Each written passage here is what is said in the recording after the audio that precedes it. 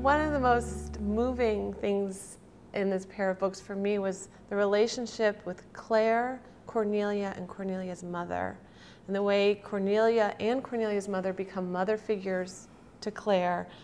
But that's Cornelia, in becoming a mother to Claire, learns so much about her own mother and how much work it takes to create that safety and that home.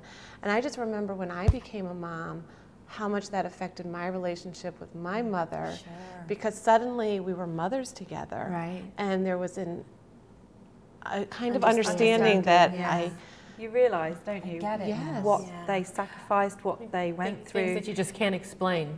No. Someone can't tell you that. No. Well, and to build on that, I was going to say, you know, there's the obvious things that make you cry in these books, but more often than not, it was just a phrase. And one of them, if I can, because it speaks right to this, you're talking about Piper and Elizabeth. They look at their babies, crescent eyes, and newborn otherworldliness, smiles and frowns skimming over their sleeping features like the shadows of birds over the surface of a pond. Well, forget how beautiful that sentence is. We did need to talk about how beautiful the prose is. But it ends with, it was one of the biggest things between them to have been mothers together back when every little thing was a miracle. I sat there and cried because I felt like you gave me a gift, because these are my friends and we are raising children together. And we do a lot of talking about parenting and the hardships of parenting. But what's so beautiful and what was the gift was that we're witnessing each other's little miracles. And I read that and just thought it was one of the most beautiful things for me to realize as I was reading it. And I wondered, you've had to experience this with your own children and your friends. Especially when they're very young. And you're Did it to me. Sorry.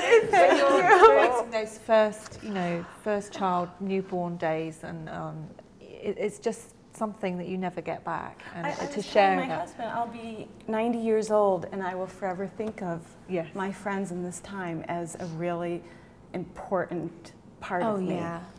And it's so, you said the sentence was beautiful, but one of the things that I have found that I have is almost, and I have a bad memory for a lot of, I don't remember my childhood that well, but I can call up the vision of my baby sleeping in 1 second, you know, just, and not just the vision, but the smell, the way they felt, the way they moved, the straight, you know, newborns have that weird, almost underwater way of moving, and they and move their head, you know, like this whole, and it is the treasure of my life. And to talk to other women about that you can call up the face of your baby nursing or your baby sleeping, or just the way to have that, your life is never, not anything I do. I mean, I get asked a lot, how does being a mother affect your writing? And what a lot of people want to know is, how do you write? How do you manage? But what I have to say to them is that being a mother affects my writing. I'm sure it affects every sentence I write, everything I do, because it affects everything I do.